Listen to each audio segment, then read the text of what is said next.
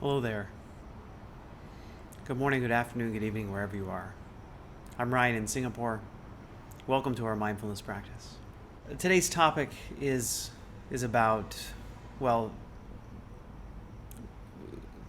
during our meditation, there are certain things that we should do and there are certain things that we shouldn't do.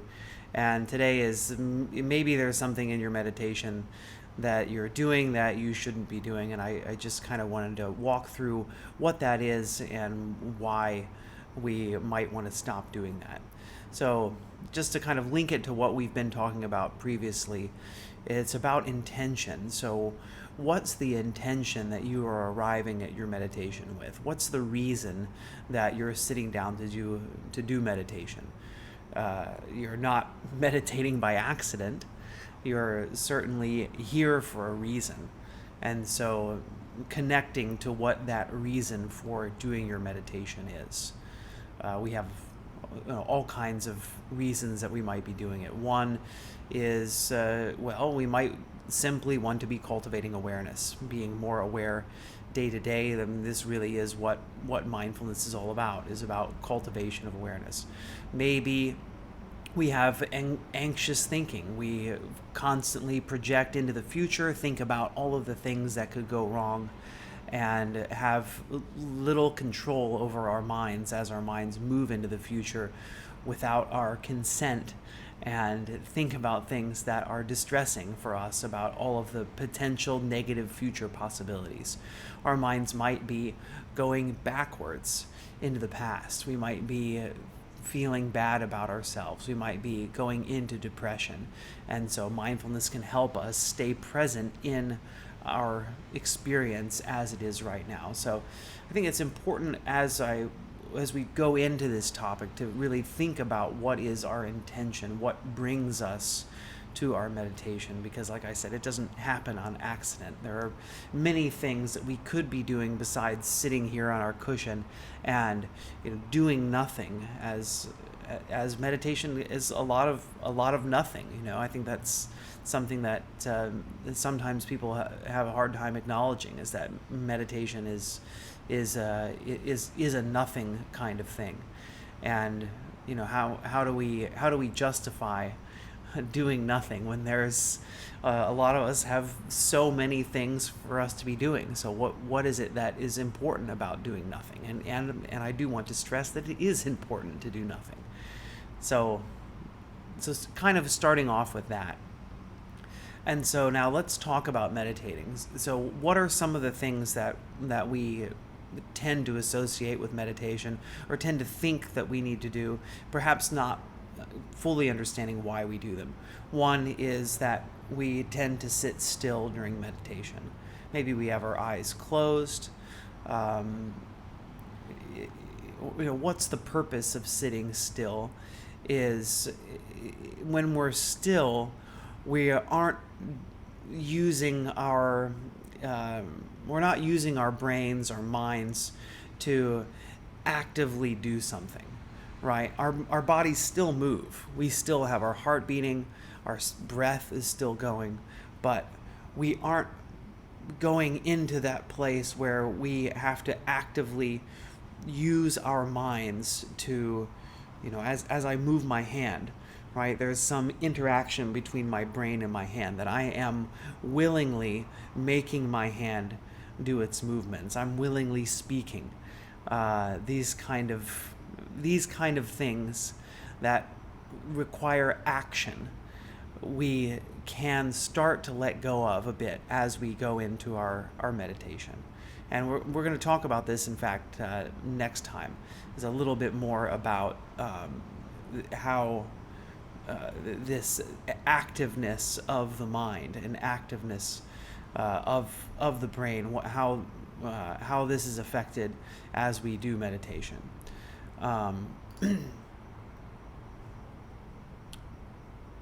And I'm sorry, just looking forward. It's a week from today. The topic's called Thoughts as a Precursor to Action. So you'll notice that every time you do some voluntary action, that the voluntary action requires some kind of thought behind it. so that every voluntary action that we have, whether it be speaking or movement, and I think that this is interesting because voluntary action is sometimes used to harm ourselves and harm others, and you'll see as we explore our own thoughts that these thoughts as precursors to action have quite a huge impact on our actions, that there's a lot that we can do in the realm of thought before we even get to the stage where that thought gives birth to action. So, and that could, of course, can be speech as well. So is the speech I'm using, what's happening here? Is it voluntary? And of course, some aspect of it is always voluntary. Maybe more accurately, is my speech mindful? Am I really thinking about what is the impact of my speech going to be? So all of this kind of is coming back to what I want, the topic today, which is my practice. How can I have my practice, my time of meditation, be supportive of that intention, whatever my intention might be? So noticing that thoughts are always precede actions, unless of course it's an involuntary action. Reflex actions are a little bit different in that way. So how can I have a practice that supports this? So one is practicing in stillness. So trying our best. I'm going to get into a meditation posture now. Trying our best to stay still as we practice, because every time we make movement, there is some thought associated with that movement. Something's happening that in the body that is affecting the mind. So often it's discomfort. So we've noticed discomfort in, let's say, my right knee. My right knee starts to bother me. And so that right knee is sending signals to my brain, and then my brain starts to, I start to have this internal battle about, okay, this is uncomfortable. Should I move? Or maybe I don't even get to that point, that I just instantly move. I mean, that process of the signal going from my knee to my brain is that discomfort is so quick to affect me that I'm instantly making movement to cause that discomfort to go away. And so this is what the practice can be helpful in, is instead of doing things with that kind of instantaneous, nearly involuntary mode, is to instead to be mindful, to go, oh, there's discomfort here. Let me pause for a moment and observe this discomfort and see how, and investigate how this discomfort is really affecting me. And then use that as an inquiry into self as well, to go, okay, so now I'm exploring this. Now I'm looking at this with curiosity and learning what is it that's going on here. Now can I make an educated decision? Should I move? Should I not move? If I'm going to move, how am I going to move? So this kind of inquiry is going on, and so as I'm reaching the 10-minute mark where we usually start the meditation, I really want to make sure that I'd say my point here. The one thing that I really wanted to say today, which is a lot of times during our meditations, we lose focus. We're trying to focus on the breath. We lose focus. We go away. We are thinking about some brilliant thought that has come into our minds. And at least in that moment, it seems like the most amazing, most brilliant thought. And what we might end up doing in that time is pausing our meditation, standing up, walking over to a notebook and writing down that thought, and coming back and sitting down and resuming the meditation. And so my encouragement, my challenge to you is to not do that. Is that the meditation, the intention of your meditation is usually to be more mindful and to help to be aware of the thoughts that are happening, and also to calm ourselves, right? To refocus the attention on the breath. or whatever our meditation object happens to be, and not to go and do something else, which can in fact cause a cascade of even more thoughts to come, right? And so, how does this link in? Is that this is how anxiety works, right? This is how depression works. It's that seeing that thought, latching onto that thought, and then going into that cycle, right? And so as we get that great idea or anxious thought or depressive thought, whatever it is, and we want to pause our meditation to continue going down that path, what we tend to be doing in those times is counterproductive to the base intention of our meditation itself. So would encourage you as this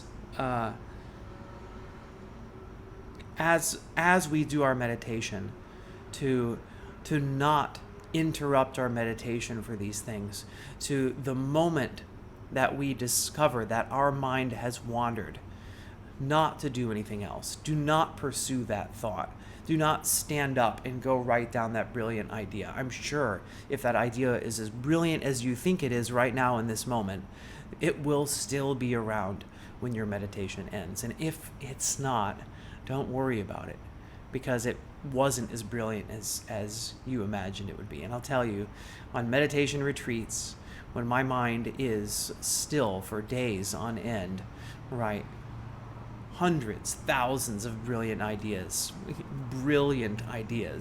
come into my mind in those times. And I know I'm not allowed to write anything down, and I don't, but it doesn't stop.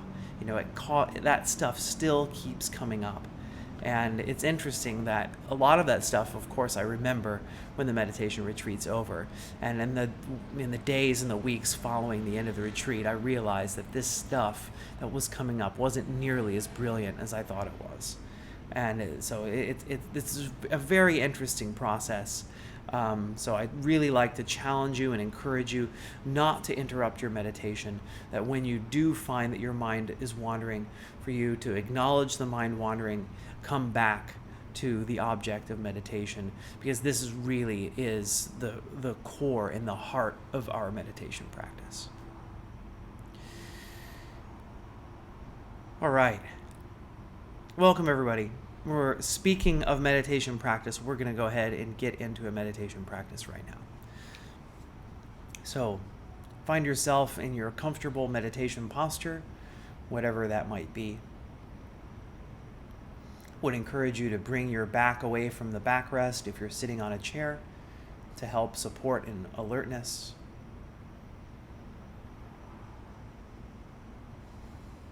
We're going to be meditating for 15 minutes today, so that means the meditation will end at the 29-minute mark for those of you watching the clock.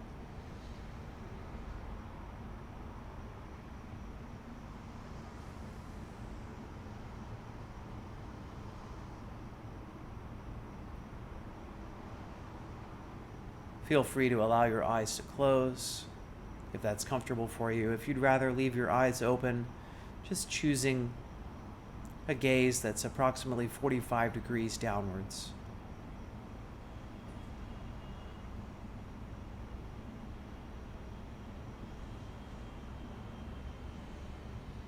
Allowing the eyes to rest, not focusing on anything in particular. Beginning to check into the body. Do you find any tension in the body?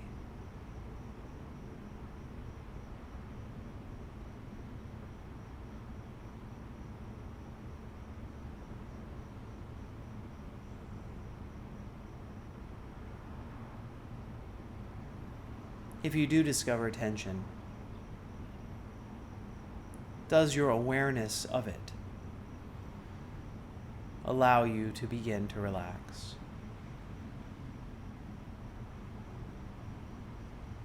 Maybe awareness alone isn't enough.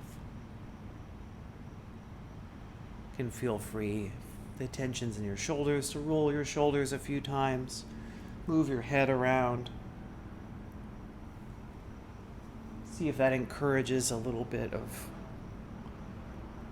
relaxation to come in the neck and shoulders, a place where many of us hold tension.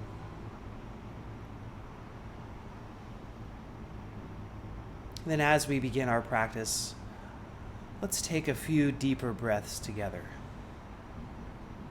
So after your next exhale, let's begin inhaling. 2, 3, 4, 5. Exhale. 2, 3, 4, 5. Inhale. 2, 3, 4, 5. Exhale. 2, 3, 4, 5. Inhale. 2, 3, 4, 5. Exhale. 2, 3, 4, 5. And now let your breath return to its natural pace.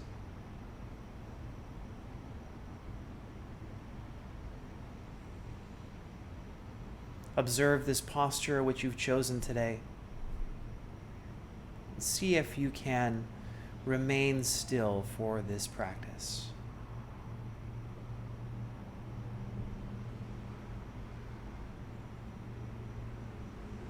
Again, our meditation, our mindfulness practice isn't about harshness towards self. If we do discover discomfort, can we become aware of it, completely aware of it?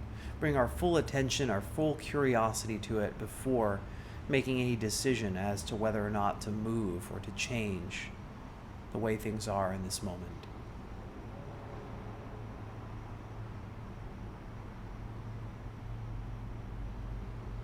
So here I am, in this posture, determined, aware, awake, alive.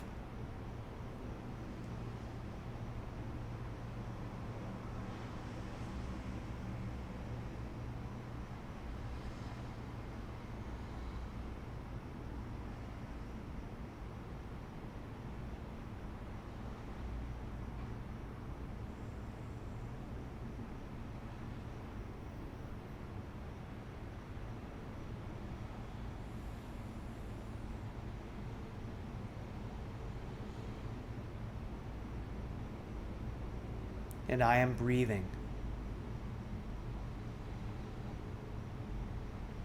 Can I feel my breath?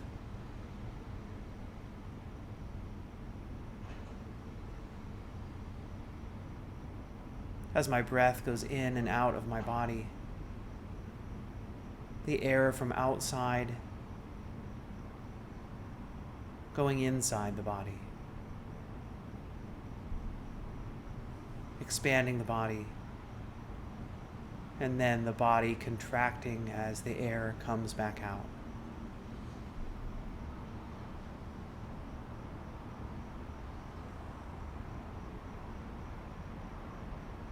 So how do you feel your breath? How is your breath apparent to you today?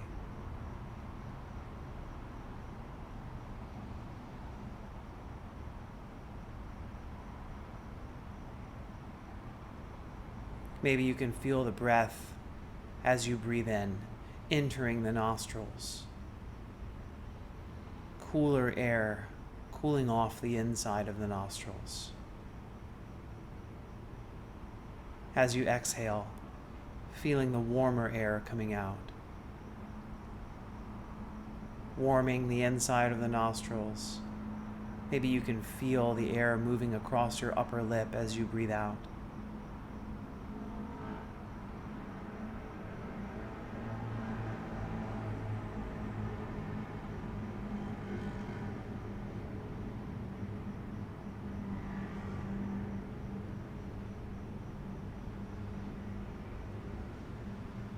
Exactly where inside the nostrils can you feel the air?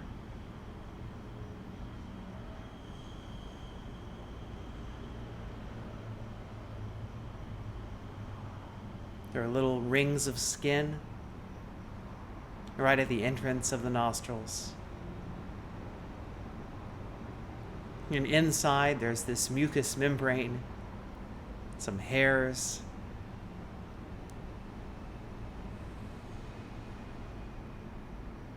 Can you feel all of that moving as you breathe? Can you determine the temperature of the air as you breathe in? The air as you breathe out?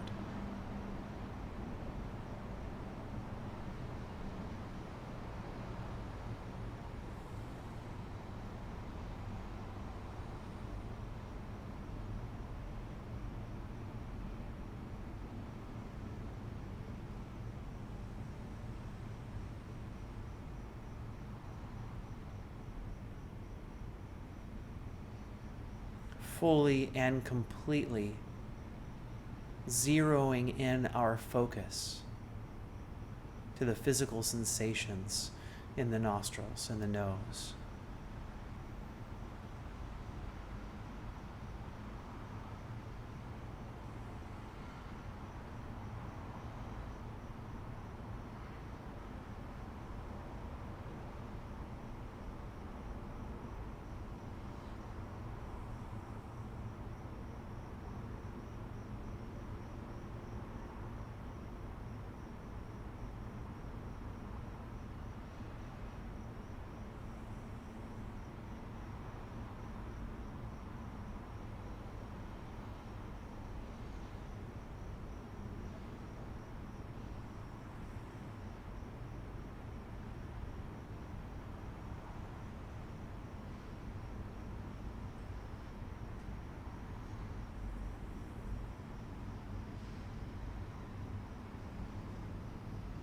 So many of us right now are already lost in thought. Our minds have left paying attention to the sensations in the nostrils. And we're thinking about something else, maybe thinking about what we're going to say later today in an encounter with somebody, maybe what we're going to do next, what we're going to eat later. Anytime you notice that that mind has left, that your attention is not fully focused on the nostrils anymore, just take a moment to acknowledge what is so interesting, what has brought my mind away from my object of meditation. And then as best we can, gently letting go, letting it be, as we refocus the mind, as we bring the attention back to examining all these little details about what it feels like to be breathing.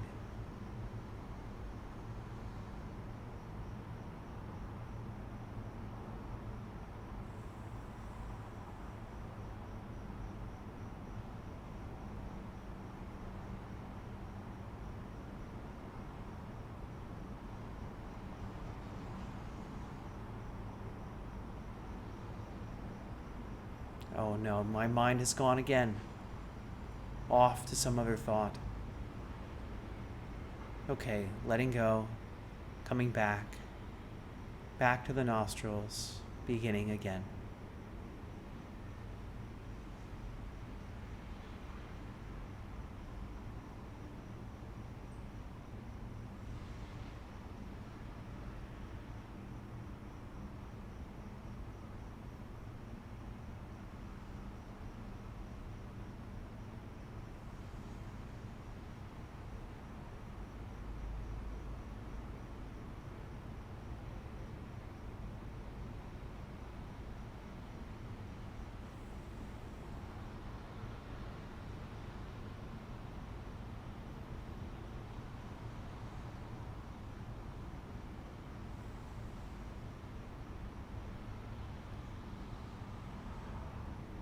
And you're doing great.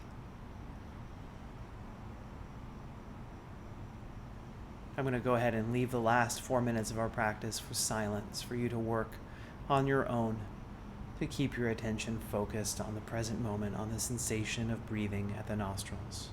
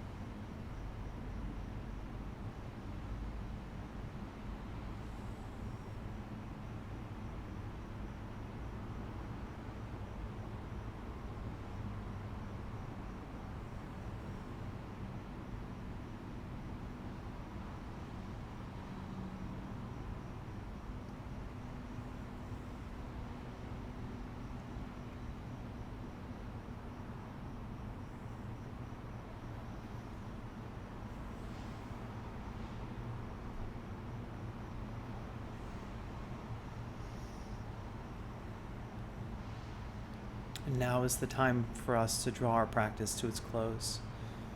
So I'll close our practice today with 3 rings of the bell.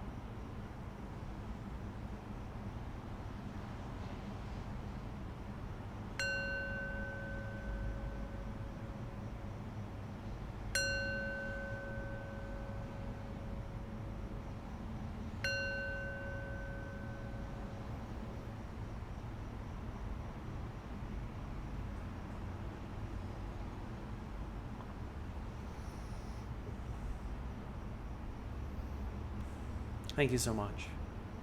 Thanks for spending time here today, taking this time to do nothing for yourself. So maybe take a moment to thank yourself for having made this time to nurture yourself in this way today. So how'd it go? How was your practice today? Feel free to write in the chat. And any questions or comments that you may have about this topic of stillness, of not interrupting your meditation to go write down your brilliant ideas and what's behind all of that. Please feel free to comment in the chat, and I'll see what's in here shortly. Thank you, Jean. Thanks, Natalie. It's good to see you, Debbie. Hi, Micah. Thank you, Blossom Violet. I'm happy to hear that this meditation was deep. Would encourage you to try, if this was a deep meditation, I would encourage you to try longer ones if you have the time, if that's supportive for you. I find that longer meditations are interesting because, well, just to see the ebbing and flowing of the mind and bodily sensations as you increase your meditation time.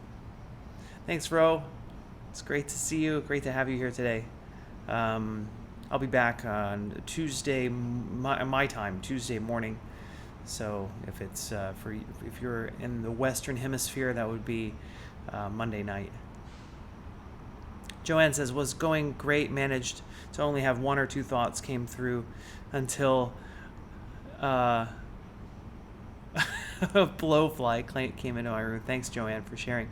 And you know what? And this is I think it's important to remind, and I'm sure you probably know this already, Joanne, but just to remind everyone that there's no such thing as a good meditation or a bad meditation, right? That your meditation is the way that it is. If you're, sometimes it feels satisfying. It feels more satisfying to have a meditation that is distractionless.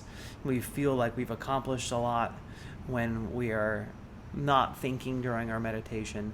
And certainly there are pleasant feelings that may come with that, but if the meditation is not completely still and you're full of thoughts, it's because you're full of thoughts. It's not because you aren't trying hard enough.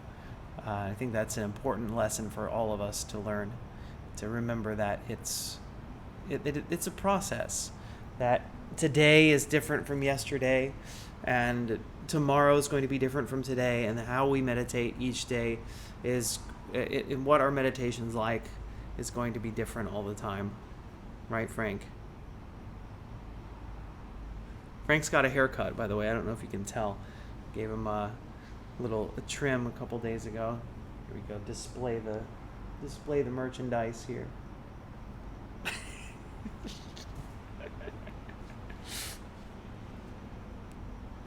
So don't judge yourself.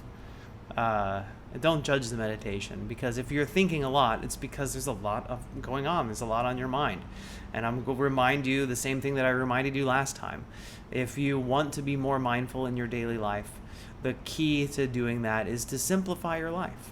If you simplify your life, you've got less things to worry about and less is going to be going on during your meditation. That's why meditation retreats tend to be more successful, right? And when it comes to, what is it, like day 5? The day 5 for me usually is the magic day, right? Is the day that I find that my thoughts have mostly, I've resolved most of my thoughts, although if you expect like I did on my last meditation retreat, for day 5 to be the day when all the thoughts disappear, then of course you'll find that that isn't the case, that that expectation gets in the way of that clarity to come.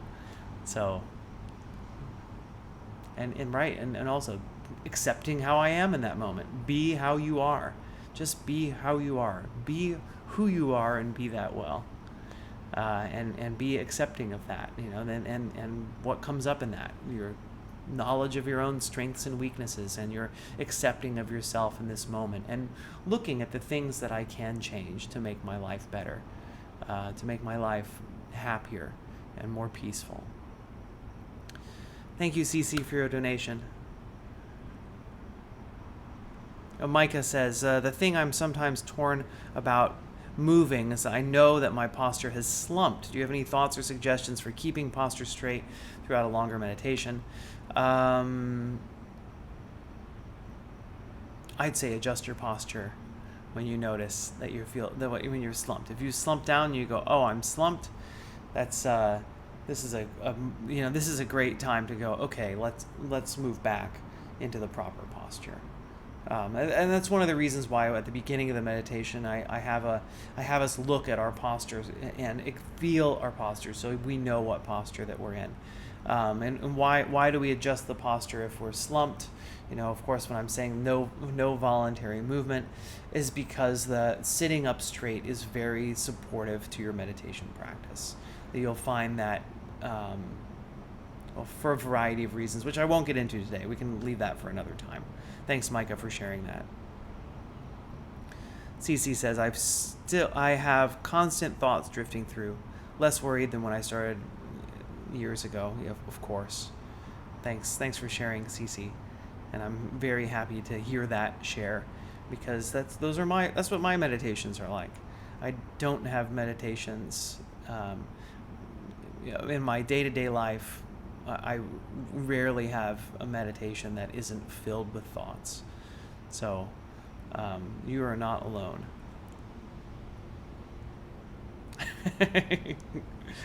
Yeah, Frank's he's my good buddy. I had a little trouble sleeping last night, so I came to the living room and sat down here on my sofa, and Frank, he's there to keep me company, and nice to, I think he's happy to have some company here as well.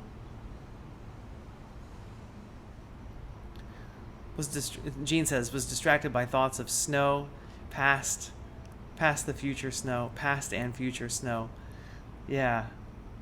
And you know what? And that's it's funny, right? It's like I'm sitting here sweating here in Singapore, and I used to live in Michigan, and I remember like how cold it would be in the winter time. So again, everybody's it can be easy to forget the perspective of others. My Australian friends who are here today, that's something that I remember I had a difficulty fathoming the idea of like a hot Christmas. Like that's the Christmas that I'm used to when I grew up. So that's and I'm not talking about me, of course. I mean, our Australian buddies who are here on this meditation today. And yes, Blossom Violet, I live in Singapore now. I've been here. It's about my 1-year anniversary. I moved from Hong Kong about a year ago. All right. That's that. At 28 degrees in New Zealand last night when I went to bed. Thanks, Joanne, for sharing.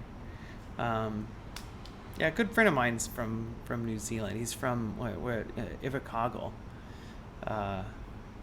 Or Dunedin, I guess. Yeah, because he's originally from Invercargill, and then moved to Dunedin eventually.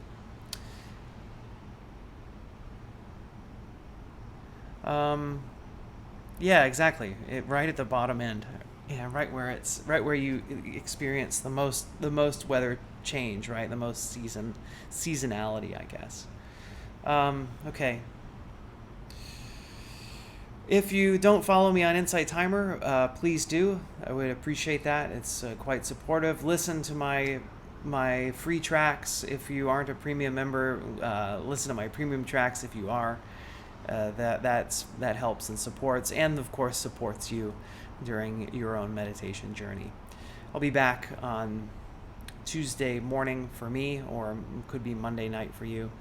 So look forward to talking to you then. And the topic will be procrastination and how procrastination leads to stress.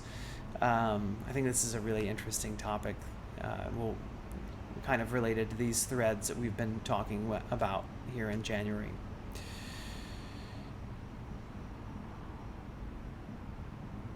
Oh, and Blossom Violet says,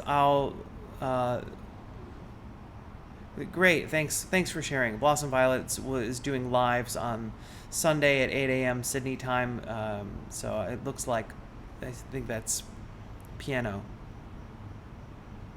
Yes. So feel free to join in there. Thanks for joining me today, Blossom Violet. So let's close our practice the way that we do, sharing some well wishes with ourselves and with everybody else who's here and all our human siblings around the world.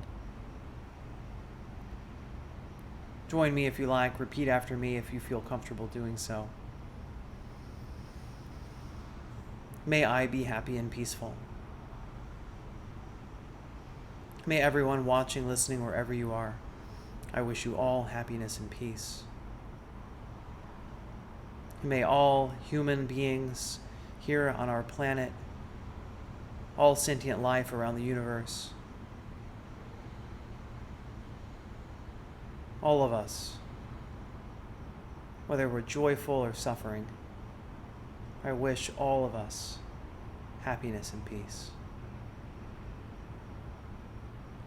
Thank you, everyone. Take care. Have a lovely day or evening. I'll see you again soon. Bye-bye.